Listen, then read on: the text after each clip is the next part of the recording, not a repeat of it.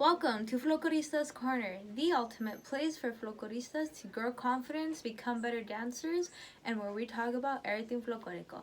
I'm your host, Carmen Flores, and today we're talking about folklorico terms you need to know. The trenza base consists of putting your hair into a bun or a chongo, using a hairnet to protect and cover this bun, and then placing the base braid. This is what holds all our headpieces together.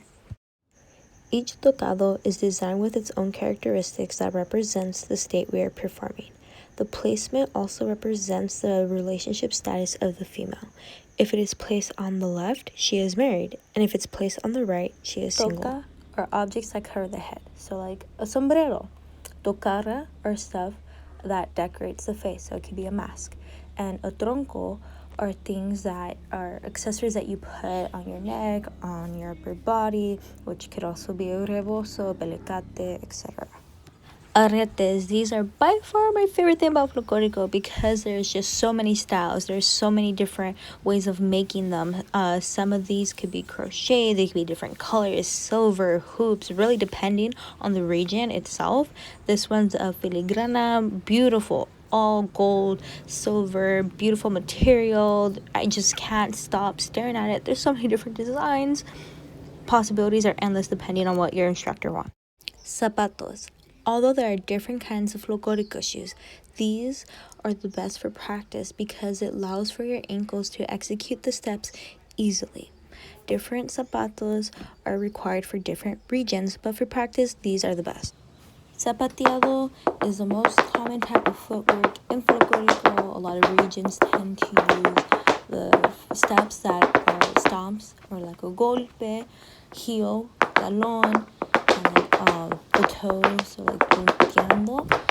There are different types of footwork in Folklorico, but again, zapateado is kind of like the general term, but it's also its own category of footwork, so I am planning on making another video on like the different types of footwork, like the basics, so look forward to that.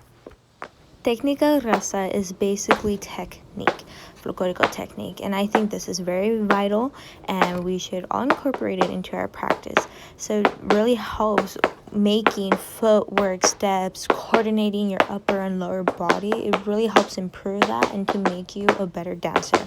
Tecnica RaZa was created by el maestro RaZa from director of la Universidad de Colima, and he has created this over like 70 plus years ago.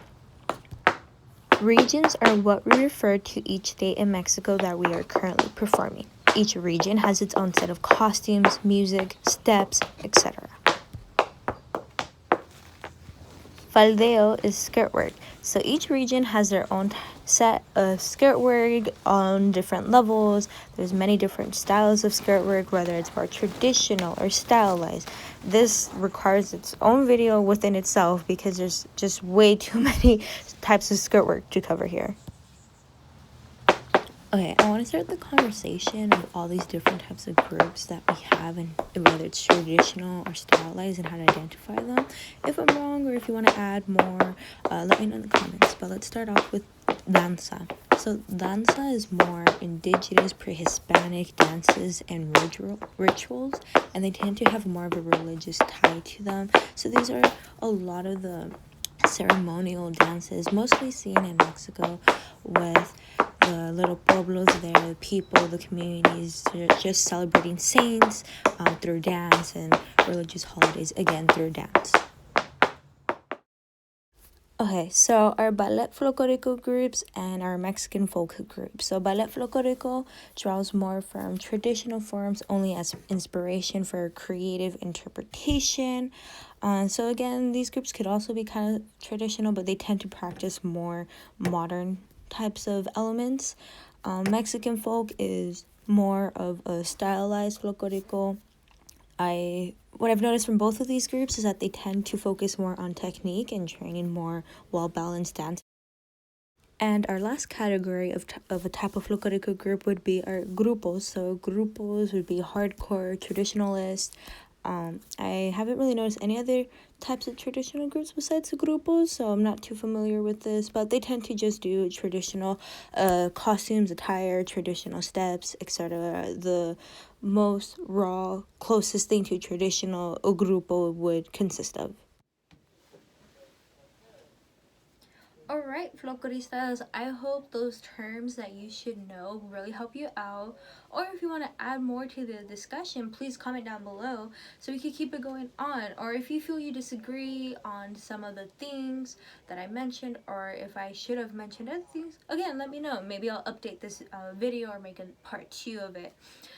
Besides that, I hope you have a wonderful rest of your morning, day, evening, afternoon, night, whatever time you're watching this.